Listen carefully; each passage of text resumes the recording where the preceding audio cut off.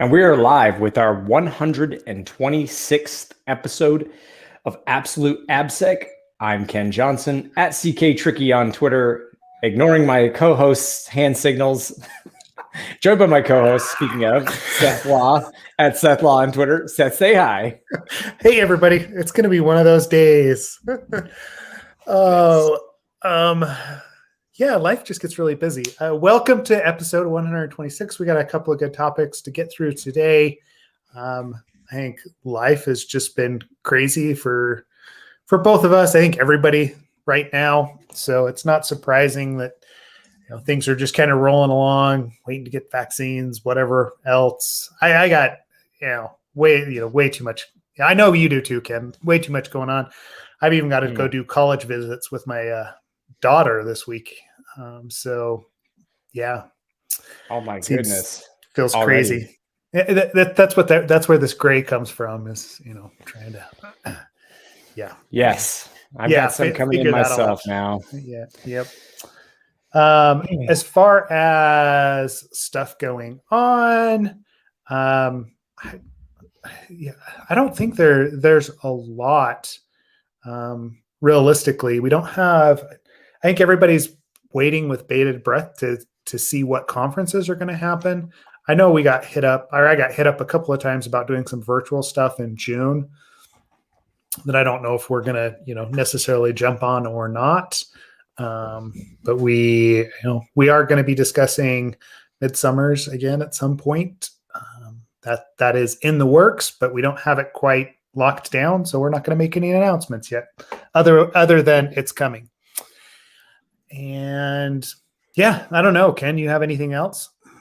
Yeah. So from last week's folks who emailed in live, I had shipped their swag. So Larry and Alex, your stuff's on the way.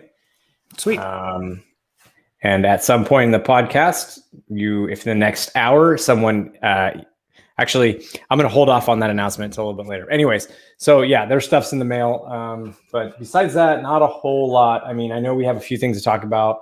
One of them ties directly into something I was going to talk about today, or announce. So it works out well. Yeah, I guess that's. Oh, and I was going to mention, actually, so I am now in the process of scheduling. We've got a couple speakers lined up. It's going to be interesting. There's going to be some interesting interviews coming up in April. So for those who don't know, we usually schedule our guests I do it in waves, honestly, batches. So now we're starting for the spring and the summer.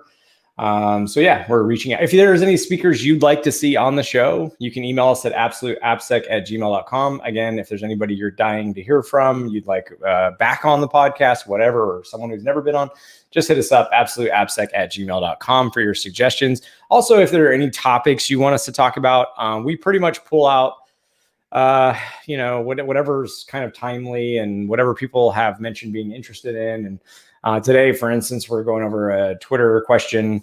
But yeah, so just send us questions, anything you want to see on the show, and we'll get that scheduled and discuss. I did want to bring up one thing. I mean, a shout out to Clint as always, right? His TLDR sec stuff is very timely and interesting. Yes. The one thing I pulled out of there this last week was Netflix Security's YouTube channel, where they post all the talks from their security people. Asta apparently passed it along to Clint, and Asta we've had on before. And anyway, it was just like, hey, this is kind of cool. If you haven't seen it, there's a lot of good detail there on how Netflix does things. And I know we refer back to Netflix quite often, mainly because they are doing things at scale, and their product security team has the whole paved path thing down. How they support pushing applications out. And I mean, it's just a very, very innovative environment. And I know they're always hiring as well, right? Like Asta typically hits every time I talk to her about it. They've got a position that's open. So I think Jason Chan's still over there too. Anyway, check out that channel. There's a lot of good info there. Yeah. So I wanted to bring that up before we jumped into either of these topics, but maybe let's jump into Daniel and his Twitter question, right? His tweet. Daniel is He's been on the podcast. I think he was during, AppSec Day, right? That one that we did live from Melbourne last year, or whenever we did that in the before times, right? 2019, I think. 2019. Yeah. Yeah. Daniel helps organize AppSec Day along with Julian in Melbourne. If you ever get the opportunity to get down there, go for it. That's a great conference, great people. But let's post out his question. I thought it was rather interesting. You know what? Actually, and this is not to do with Daniel's tweet, but Daniel had asked, and there were some of our folks internationally, at least one other person from Australia, one other person from Europe, who had mentioned wanting to do like a virtual happy hour or kind of just meet up because they're, everyone's got a different level of lockdown, and some people are more indoors than others. So we should basically consider at some point, Seth, doing like a happy hour, virtual happy hour on Absolute Apsec. But anyways, I don't want to distract. So yeah. Nope, that's good. So yeah, you posted that in. Well, let me just copy the question out directly. Yeah, I posted the link to it, but yeah. Yep, but I'm gonna drop it in StreamYard or in YouTube. Okay, so the question from Daniel is, and I'll pose this to you, Ken, because I did answer him because he tagged us in it. But what capabilities, skills, knowledge do you think is baseline essential for a person new to AppSec to be hired into an AppSec role? Let's start there. Yeah, I did also look at the thread and I saw some of the recommendations, and I respectfully have to disagree with some of the recommendations. Okay, not yours, but because I think you touched upon what I would like to say, which is, so the first thing is, I don't think you need to come in and understand SDLCs. I don't think you need to come in and be super engineering heavily focused, knowledgeable. I don't think any of those things. I think the reality is, if you're talking about the entry level to AppSec, like we should break down, and the reason this is on my mind, I was telling you before the podcast, because at GitHub, here in a couple days or a day or two, I have 2 roles that will be opening up externally facing. They are for they're bounty support engineers. So imagine bounty submissions that come in, we need a first line level triager. And so that involves some customer service skills, some basic level of web security knowledge. And that's the point I want to touch on here in a second. Empathetic person, somebody who knows how to communicate, who's actually interested in this stuff, right? If you're getting bounty submissions and you're like, oh, another one, then yeah, you're not right for the role, right? Like this is your job. That's what you should enjoy, is digging into these things and learning from them. So that's kind of what we're going to be posting soon. Okay. And because of that, I did have to write up an entire rubric, and the team worked together to build this rubric. And I think we should cover some of the technical bits, right? Okay.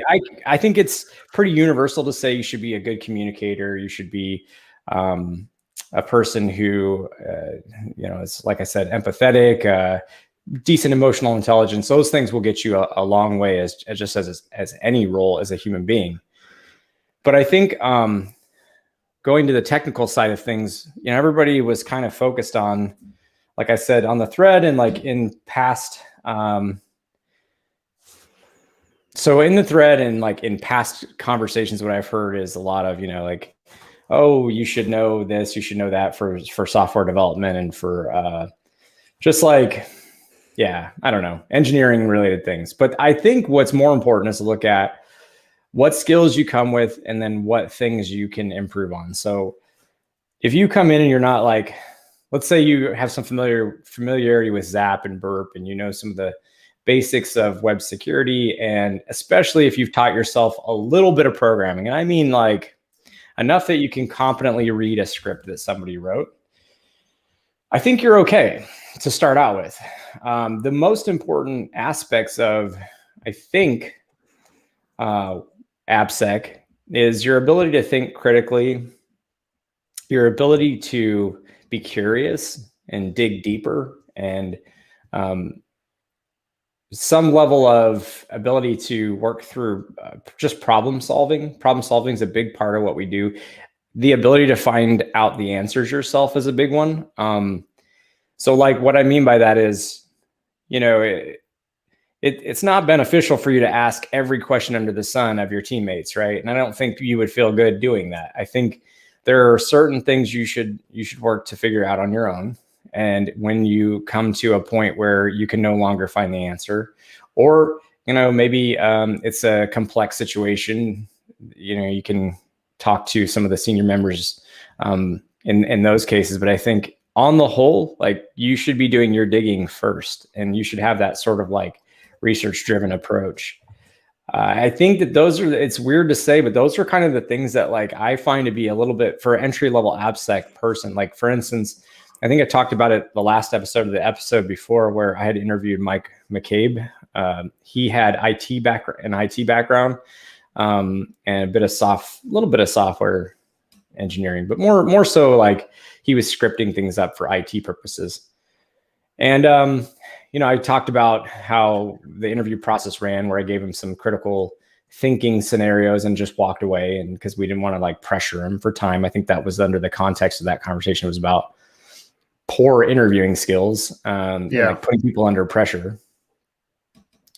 But anyways, going back to it, I just think that I'm getting distracted by my phone, by the way. I need to put it down. Someone's calling me. I don't know what they're calling me for. But anyways, so like going back to it, I think when you interview folks, when you're looking for folks, one of the things I looked for with Mike was his critical thinking, his patience, his curiosity, how I asked him how he would find answers. Those are the things I'm more interested in.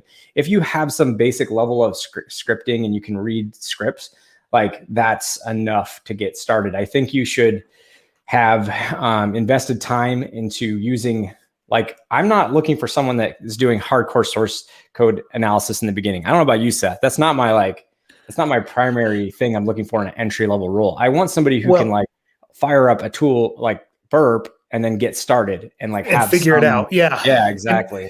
And that's where like some of those responses that initially popped in there, I didn't want to be too contrarian because that's not my nature, right? But you know, when the tweets came in, I'm like, this is a junior role, right? Like, I'm not expecting someone to know all the different aspects of what application security and product security are.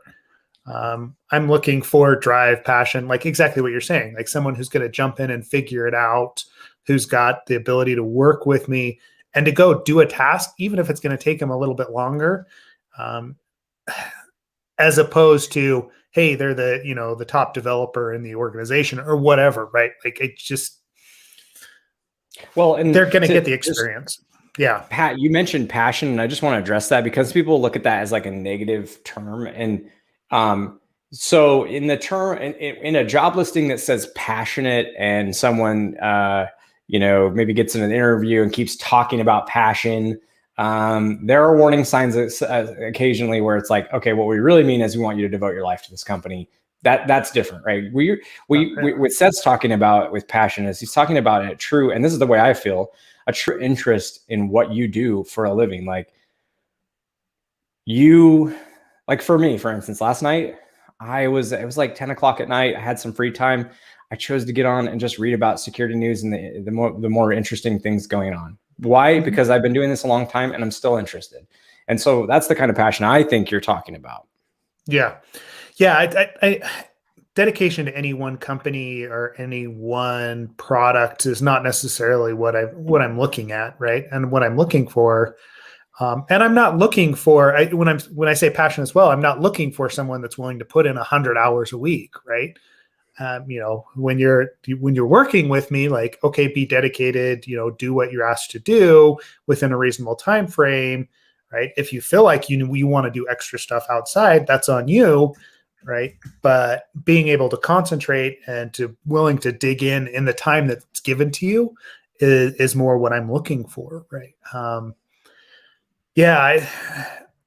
and a lot of times, right?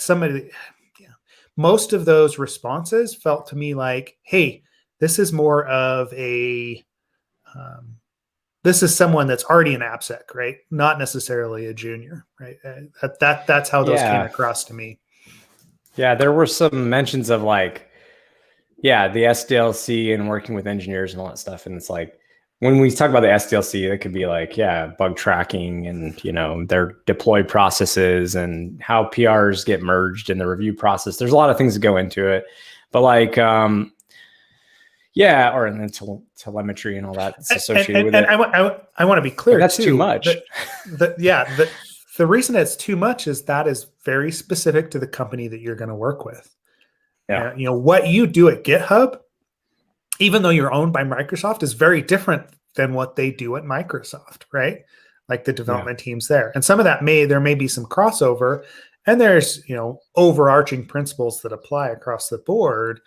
But being an expert at IBM's SDLC doesn't mean that you're going to be able to walk into a startup and be the AppSec guy, because they're going to function very differently. So I heard a phrase recently, and it was something to the effect of, you're getting paid for the years of experience that I've learned. You're not paying for the minutes of the work I'm doing. Mm-hmm. And I think, to your point, when you become more experienced, you'll have seen all the different ways that companies do that, right? It is, to your point, not a singular approach. And as an AppSec person, that's experience you gain along the way, is seeing the various approaches, the cultures. Engineering cultures impact very heavily what your life will be like if you are working full time for that company. It absolutely does. And not every company is the same. And I think that's when you talk about experience, that's what's brought to the table, is a lot of deep information on how different shops run. But that's like, we're talking about an experienced person. I agree. Role. As a junior role. Yeah. I think back to when I was a junior role, when I was in a junior role, what did I know? Well, I had written code in Ruby because I taught myself to program in Ruby first. I had done some Perl, not much. Wasn't a huge fan, but it's fine. It's like similar enough. Done some PHP, you know, a little bit of programming, right? Like and I think I even messed with some it wouldn't have been .NET. It would have been classic ASP back then. And specifically like with SQL queries. Wow, you're old. SQL. Oh, yeah. You just waited to get that in.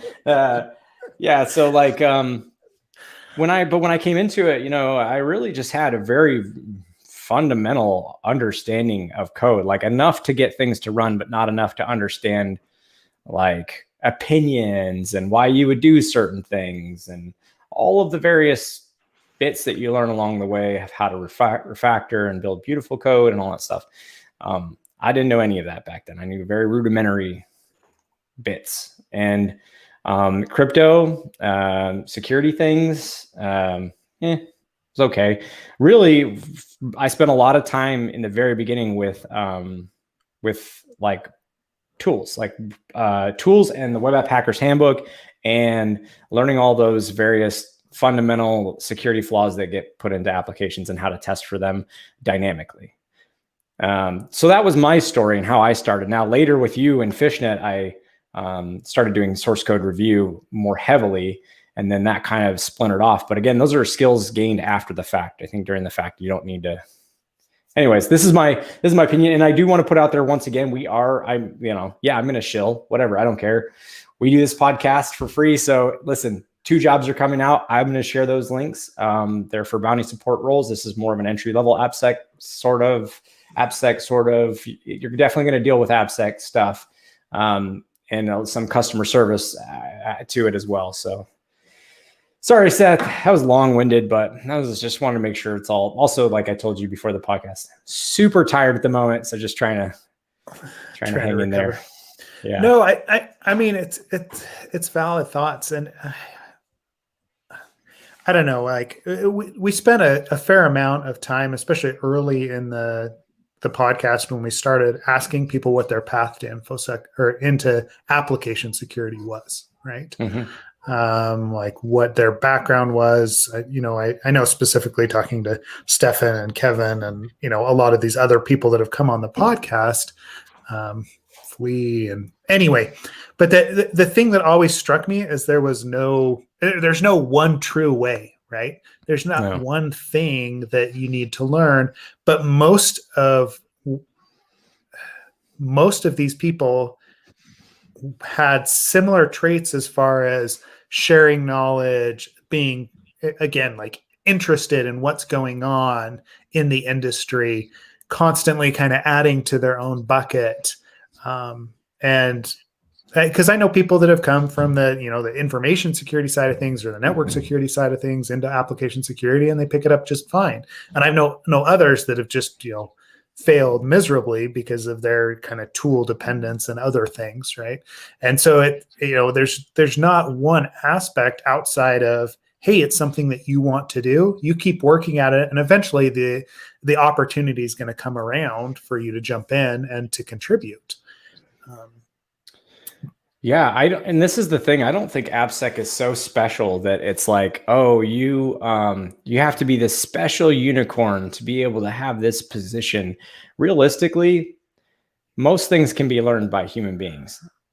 How talented you are and how good you get at it and what that means for you as an individual in your career is up to you. I can teach anybody. I guarantee you I can teach anybody to fire up Burp.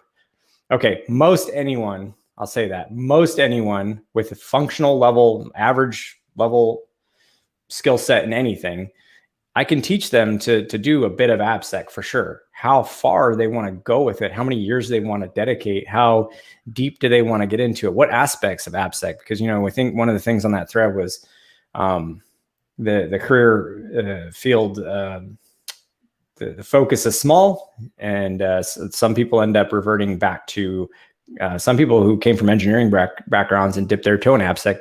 They went back to engineering. What they were doing wasn't for them. And there are a lot of things to do within AppSec.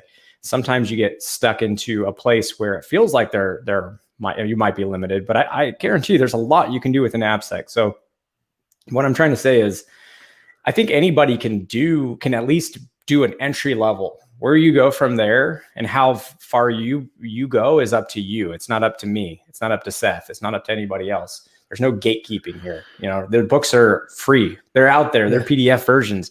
The YouTube videos that are out there for tutorials, the tools that are out there, most of them are free. This is you that's limiting yourself, if anything, And so that, I guess what I'm trying to say is anybody can be an entry-level AppSec person. Where they go from there is up to them. Yeah, well, and I think part of Daniel's question, right? The second fact there is, or the second question was, what does such a role look like, right? Right.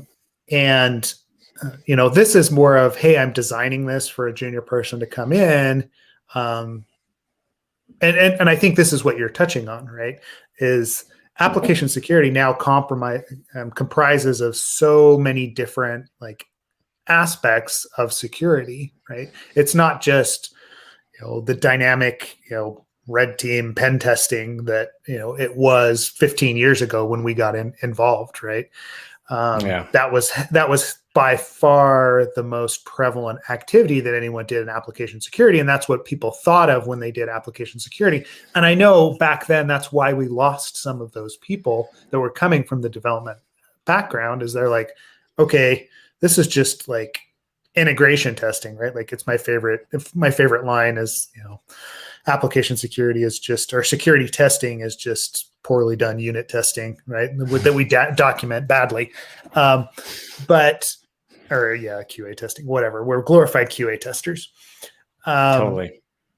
But we lost some of those people that went back to design like security products and security features for companies because it wasn't their cup of tea, and it doesn't have to be.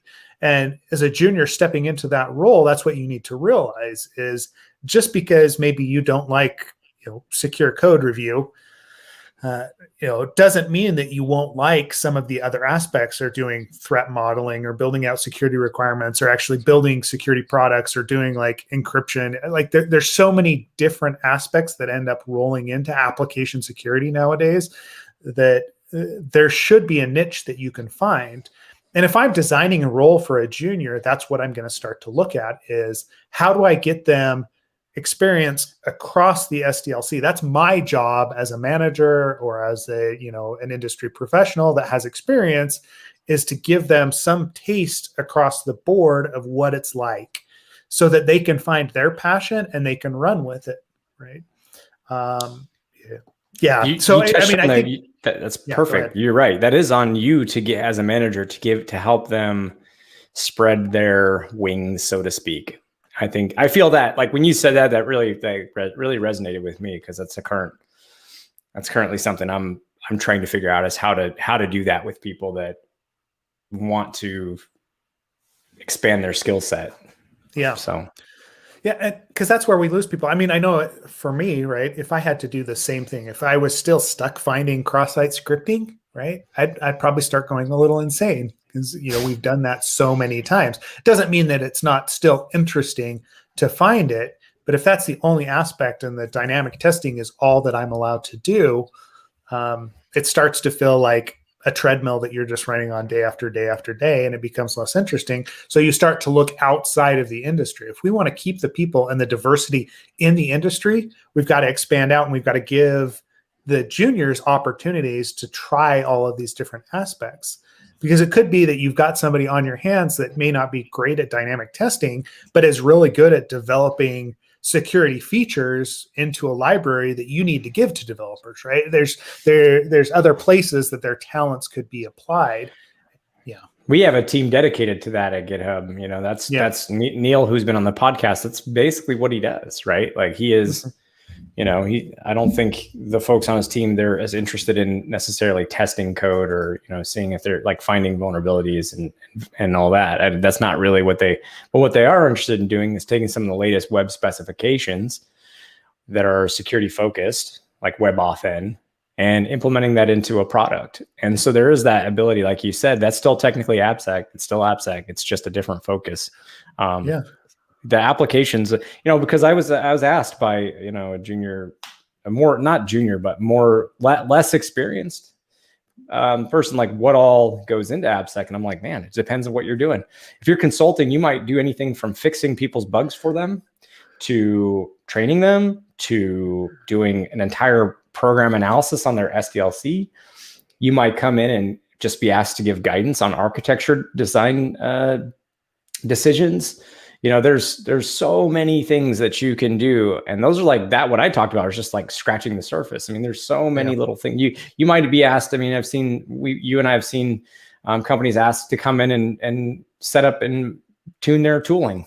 I mean, there's so many things you could be doing. So you're right. It is unfortunate when we lose folks in this industry because they make some assumptions that this is all there is. But as you move around and you acquire more,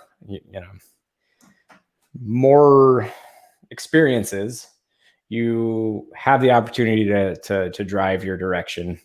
But yeah, coming in as a junior, I just don't think much.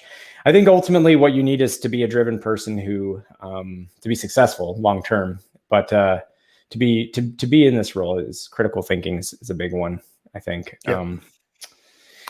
And then yes, to say there is no skill involved is bullshit. There's obviously some talent that goes into it. Some people's minds just work a little differently, make connections differently. That's for sure. But again, that depends on where you most useful within AppSec.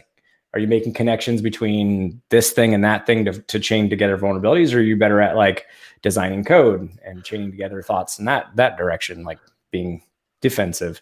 So anyways, man, that turned into a longer spiel than we thought. Yeah, it did. I mean, I think it just goes to show you, we're definitely passionate about it. And I don't know, I would encourage those of you that are experienced in the industry to, share the love as well. Right. It feels like I end up going to lunch every, few months with a student that's thinking about getting into security. Right. Or, somebody in the local community here who's interested and, just wants to talk about what it looks like, how, where they could start, that kind of thing. And I've referred people to, consulting firms or, hey, go be a SOC analyst at the local university, right?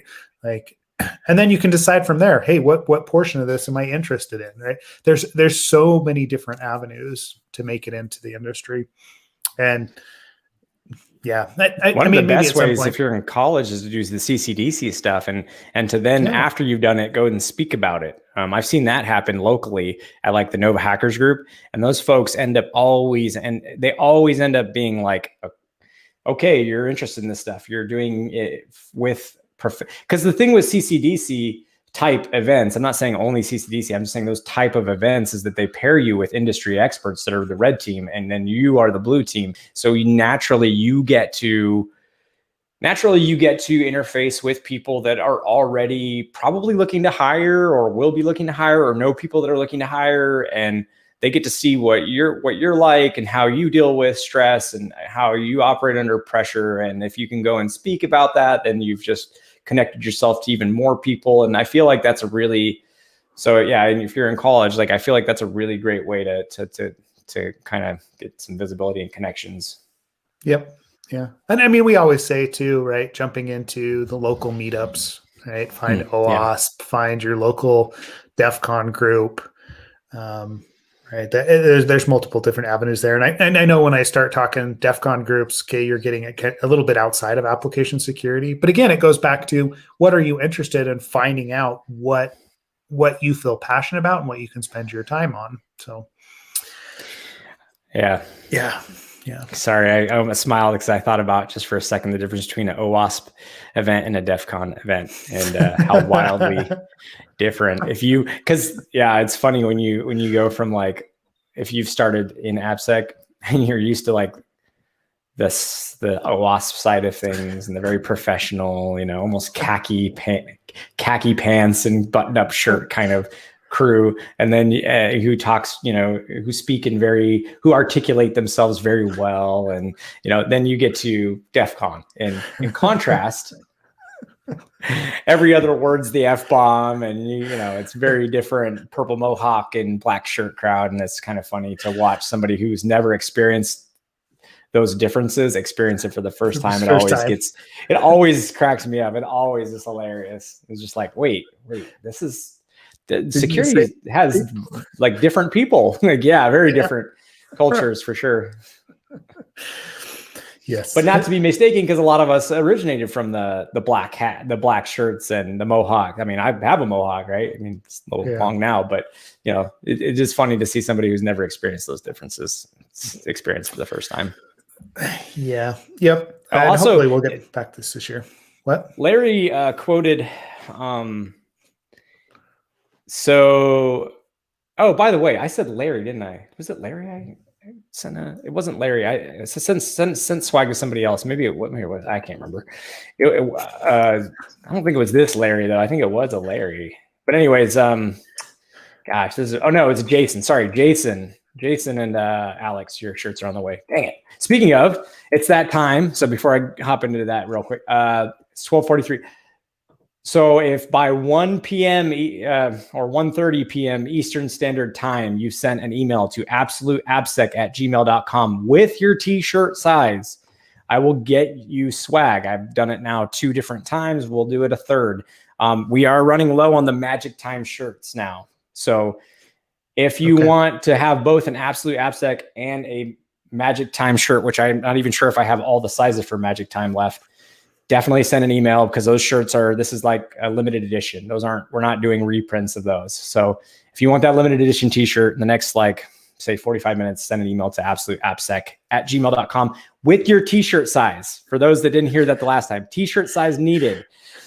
So, but anyways, Larry had posted the quote that I was trying to say, which is, if I do a job in 30 minutes, it's because I spent 10 years learning how to do that in 30 minutes. You owe me for the years, not the minutes. Davey Greenberg is the person who had that quote, which is absolutely the truth. This is why,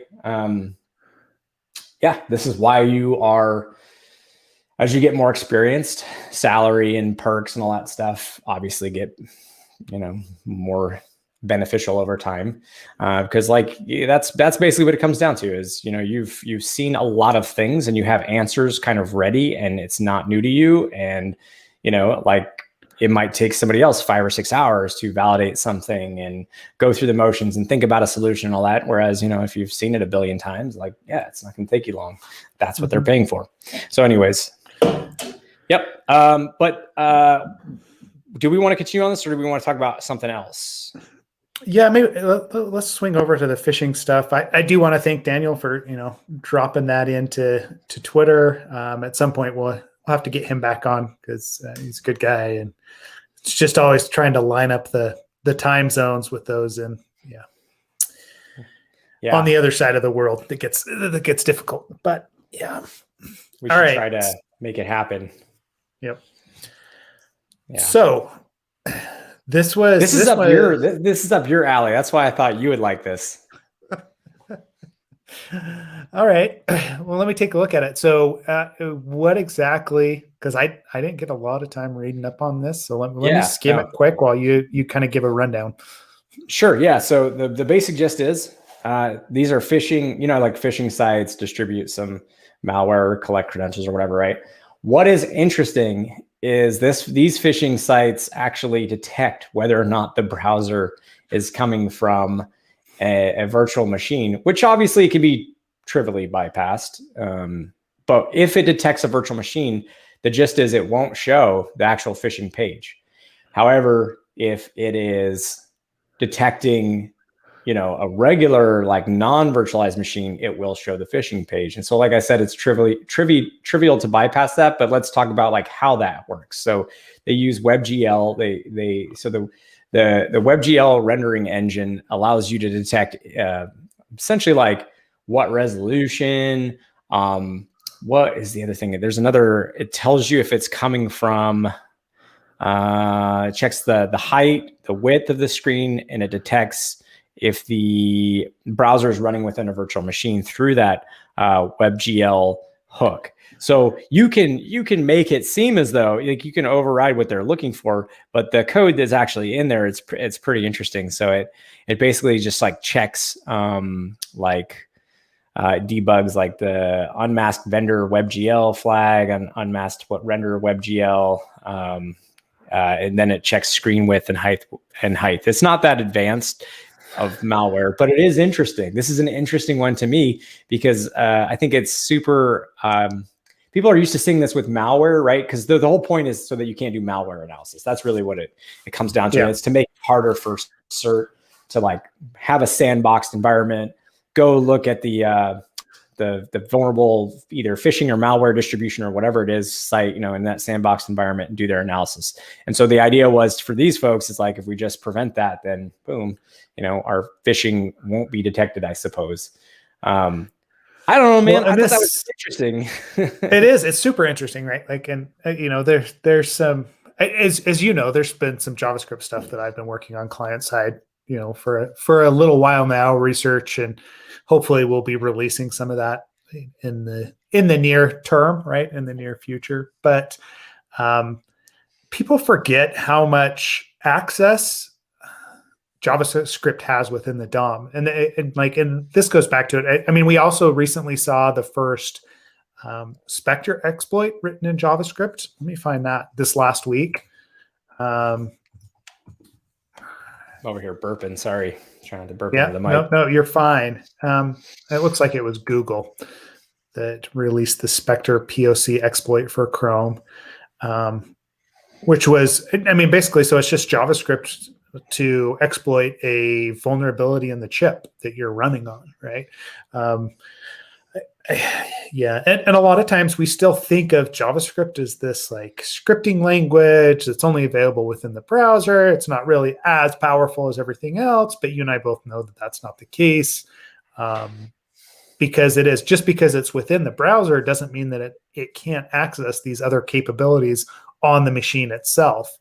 Or, right. The browser exploits themselves have a tendency to break out of those sandboxes and, into different places in the operating system. So, but on top of the browser, you're really running a whole like browser operating system that JavaScript has access to. And then anything on the screen, the DOM, the JavaScript Yeah, the JavaScript within the page that you're on has access to that DOM, and it can change things, right? It can change XML HTTP requests. It can overwrite and proxy things off to other places. If you've never played with the Beef framework, the browser exploitation framework, you need to go do that just to give you an idea of what's possible, because it's extremely powerful once you get access. So it's not super surprising to me that somebody's actually started to do malware analysis, or the malware writers have started to take advantage of this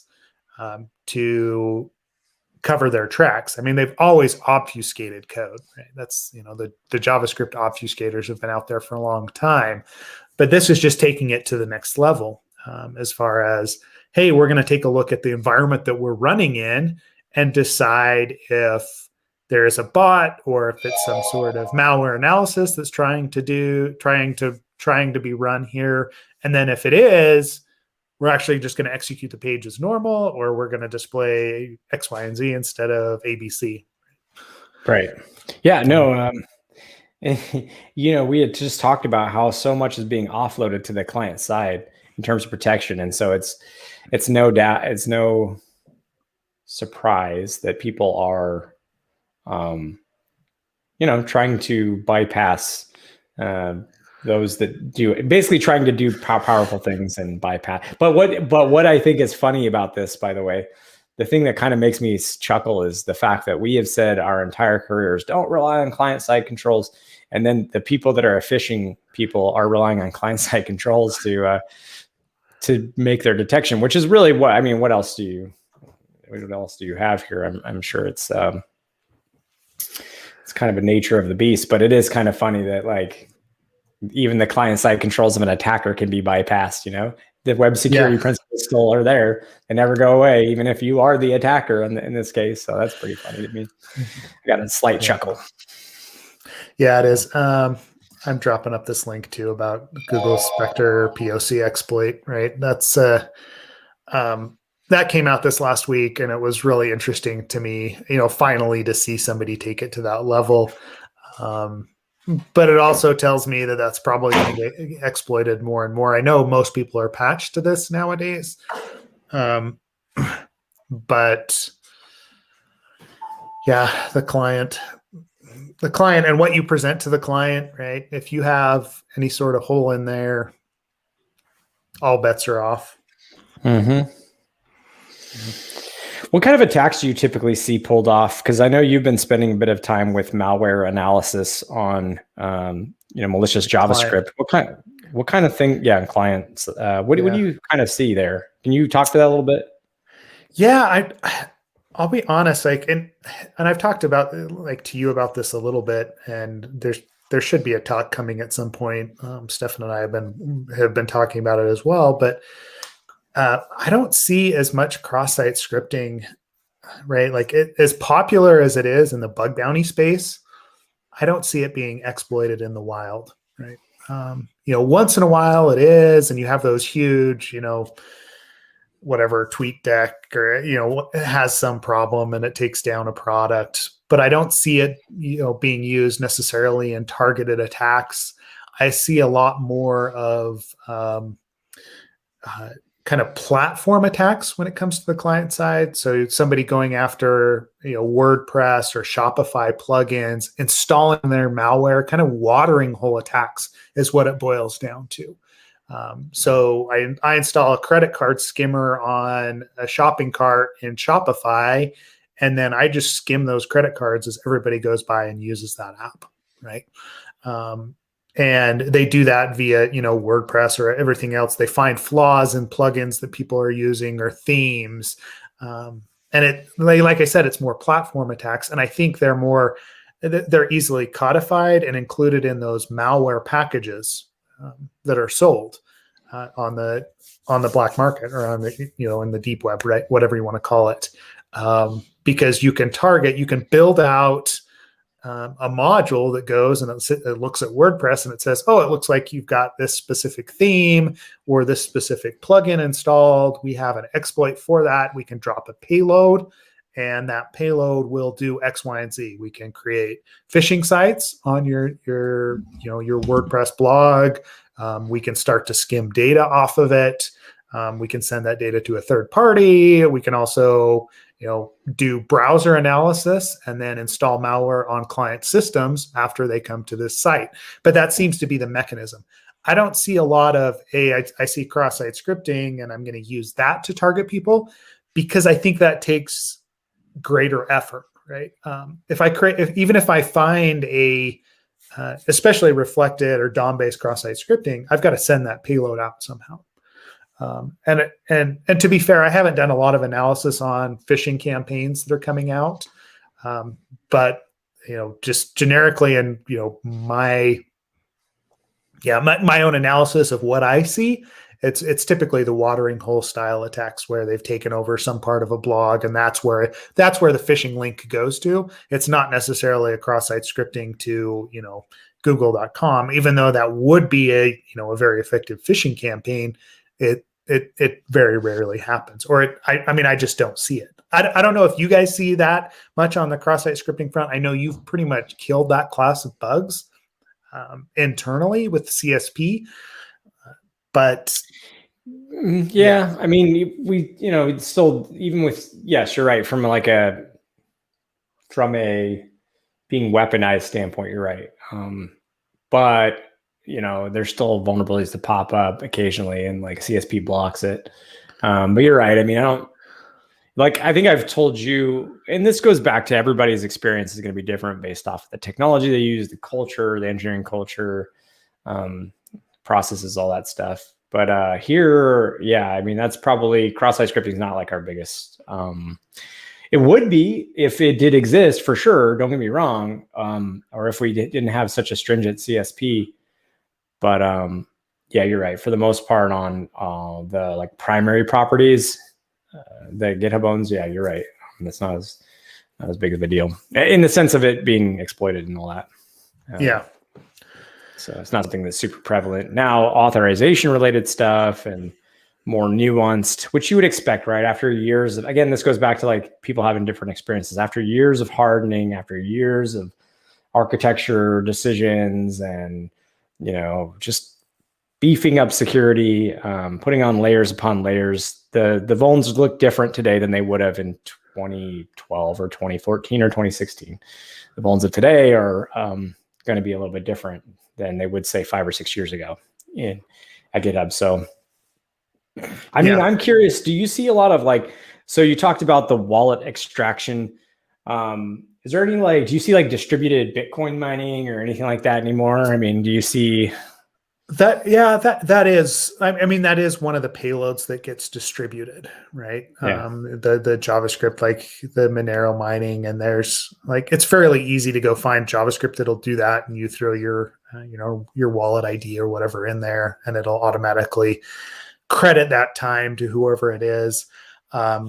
I think we're seeing more of that targeted towards EC2 instances, or places where it's not quite as noticeable, right? If I go to a website and all of a sudden my CPU spikes and it's my client machine, I'm just going to kill the browser, right?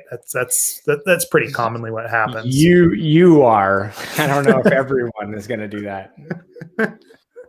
Yeah, but I mean, if it becomes less usable because one tab is taking over, I mean, so it's still one of those payloads. It's still out there, but I think they've switched to looking for more efficient resources for that, right? Being able to do it in EC2 or somewhere else and give the charge to somebody else it seems to be the more common route for the Bitcoin and the Monero and all the cryptocurrency mining.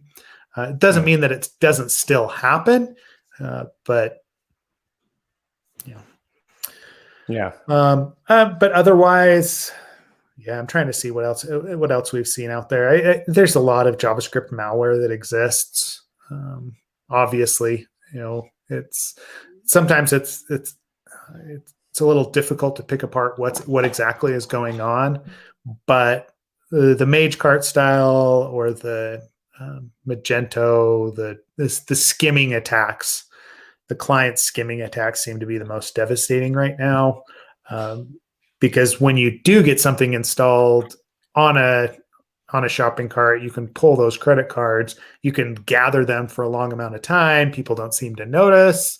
And then you start to use those cards after a specific period. So you can kind of fade into the background, performing credit card fraud and extracting that back out.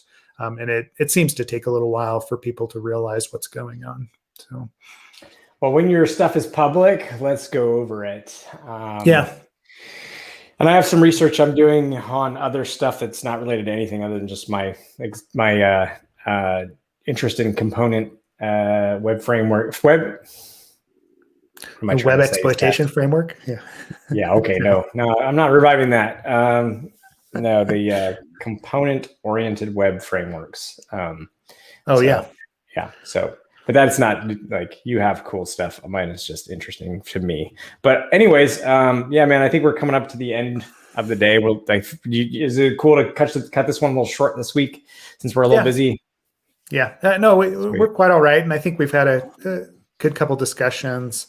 Can't remember if we have someone for next week or no. I'm gonna find. There's actually a couple people I have in mind. I'm gonna, like I said, it's my fault. It's just been so busy between the home renovations, the new puppy. There's just I haven't really tried.